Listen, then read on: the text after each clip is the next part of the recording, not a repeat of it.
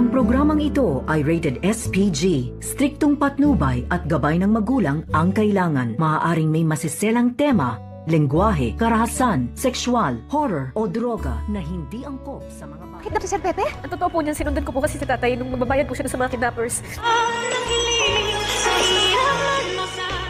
Narito na nga ang ating pakabangan ngayong Martes sa abot kamay na pangarap. Pagkatapos ng hindi matagpuan nila RJ at Annalyn itong kanyang ama na si Don Pepe, ay agad naman na ibinalita ni Annalyn dito sa kanyang ina na si Lynette. Nakidnap for ransom mga daw ang nangyari dito kay Don Pepe dahil sa sinundan daw dito ni Annalyn itong kanyang ama na si RJ upang ibigay nga itong pera na kinakailangan ng mga hold-uppers. At dahil dito, nalaman nila na kidnap for ransom pala ang nangyari dito kay Don Pepe. At gulat na gulat naman itong si Lynette nang malaman niya na nakidnap pala ang lolo dito ni Annalyn.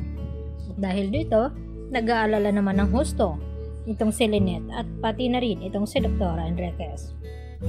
Samantala, patuloy pa rin na naghahanap itong si Zoe at itong si Balahadja dito kay Don Pepe. Dahil ginawa nga lahat ni Don Pepe nang sa ganoon ay makatakas siya dito kay Zoe at kay Balahadja upang makapili nga at makapagsumbong dito kina RJ at Giselle sa tunay nga nangyari sa kanya at kung sino talaga ang hindi tunay na anak dito ni RJ.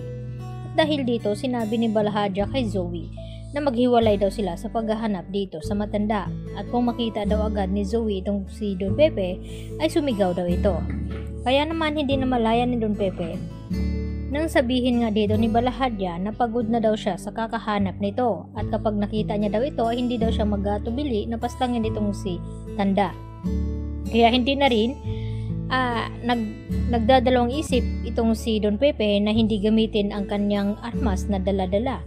Kaya nang maramdaman ni Don Pepe na may taong papalapit sa kanya at hindi man lang niya ito nilingon ay agad niya nang pinapaputukan at nagulat ito nang si Zoe nga ang natamaan. At dahil dito agad naman na maisugod ni Balahadja sa ospital itong si Zoe dahil mananagot ito kapag hindi niya mailigtas ang anak ng kanyang amo.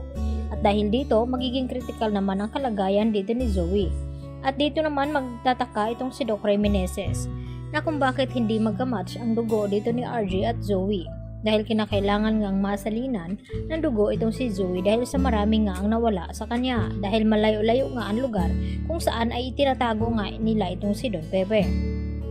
At dahil dito ipagtataka din ni Doc RJ na kung bakit nga ba hindi magkatugma at match silang dalawa ni Zoe na anak naman niya ito. Kaya dito na yan magkakaalaman. Dahil ang tanging kamatch nga ni Zoe ay walang iba kundi ito nga si Doc Carlos Benitez o baka itong si Harry dahil si Harry ay anak ni Carlos at kapatid naman dito ni Zoe at kahit kunan pa ng dugo itong si Annalyn ay hindi rin ito magiging kamatch dahil hindi nga kadugo ni RJ itong si Zoe. Kaya dito na yan magkakaalaman kung bakit hindi nga magkamatch ang mag-ama.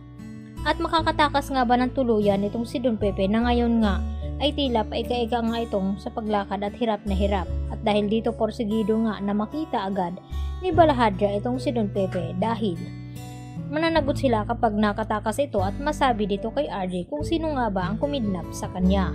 Dahil dito, hindi naman hahayaan din ni Moira na mabunyag nga ang sekreto na pinanghawakan nila na matagal.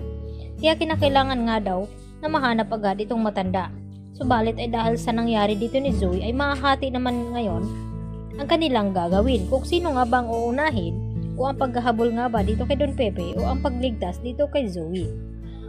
Kaya agad naman na ipapaalam ni Balahadja dito kay Moira ang nangyari sa kanyang anak. Kaya yan ang ating pakatutukan mamaya. Dito lamang yan sa abot kamay na pangarap. Bye-bye!